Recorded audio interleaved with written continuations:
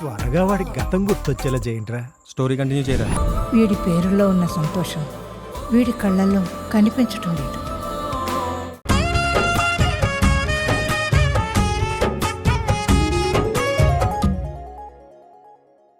ఏం జరిగిందమ్మా? పాపకేమైంది? ఏం జరిగిందో తెలియదయ్యా. కొంచెం చూడండి అయ్యా. ఎలా పడుకోబెట్టు. అమ్మా, అమ్మ దగ్గర ఉన్న కుంకుమ తీసుకురా. చిట్టి,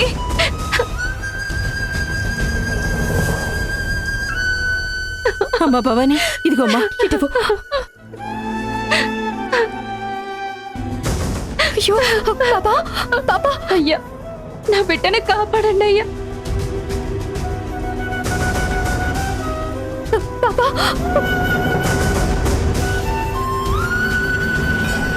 ఈ పాప ఇక లేదమ్మా.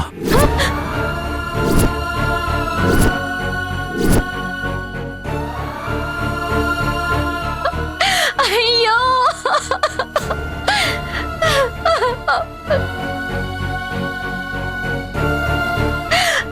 ఊరుకోమ్మా.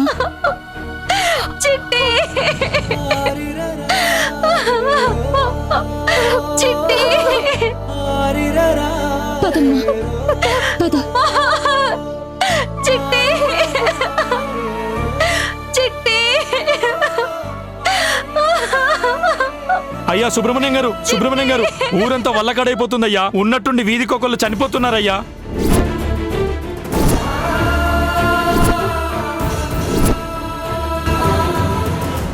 అంటే మా అన్నయ్య ఈ ఊరి మీద వేట మొదలు పెట్టాడన్నమాట.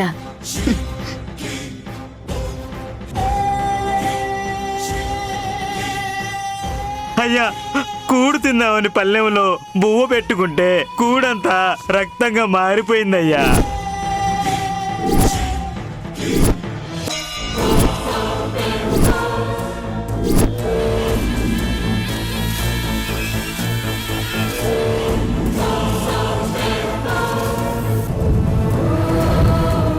ఊరికేదో అరిష్టం పట్టుకుందయ్యా. లేదంటే అపశకునాలేంటి? చిన్న పెద్ద తేడా లేకుండా ఉన్న పళ్ళంగా మనుషులు కుప్పకూలి చనిపోవడం ఏంటి? కొంపదీసి కొన్నేళ్ల క్రితం ఈ ఊరిని వల్లకాడు చేయడానికి వచ్చిన మహమ్మారి మళ్ళీ వచ్చిందా ఏంటి?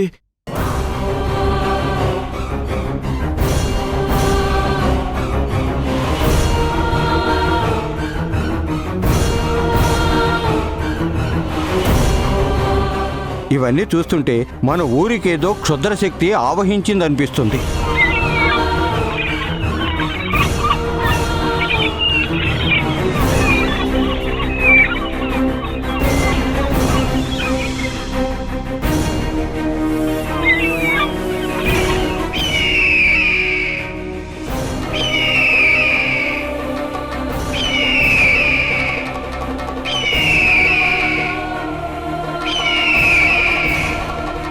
ఈ మహమ్మారి నుండి మన ఊరిని వల్లకాడు కాకుండా ఎలా కాపాడుకునేది?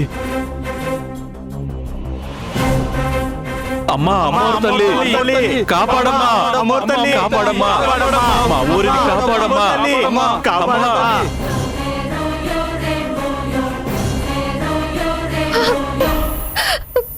నాన్న, చిన్న పాప నాన్న. ఊరుకో భవాని, ఆ పాపని కాపాడే అవకాశం మనకి రాలేదు. అప్పటికే ఆ పాప చనిపోయింది. అసలు ఈ వినాశకాలు ఎందుకు జరుగుతున్నాయో, ఎవరు చేస్తున్నారో నాకేం అర్థం కావట్లేదు. నాన్న, ఏంటి నాన్న ఇది? ఉన్నట్టుండి ఇలా చనిపోతున్నారు. మళ్ళీ మన ఊరికి ఏమైంది? ఎవరిదంతా చేస్తున్నారు?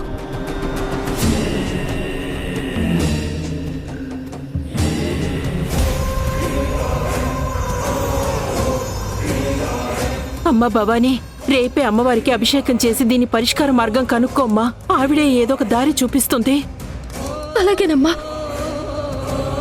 అమ్మోరు తల్లి, నీ వల్ల కాదు భవానీ.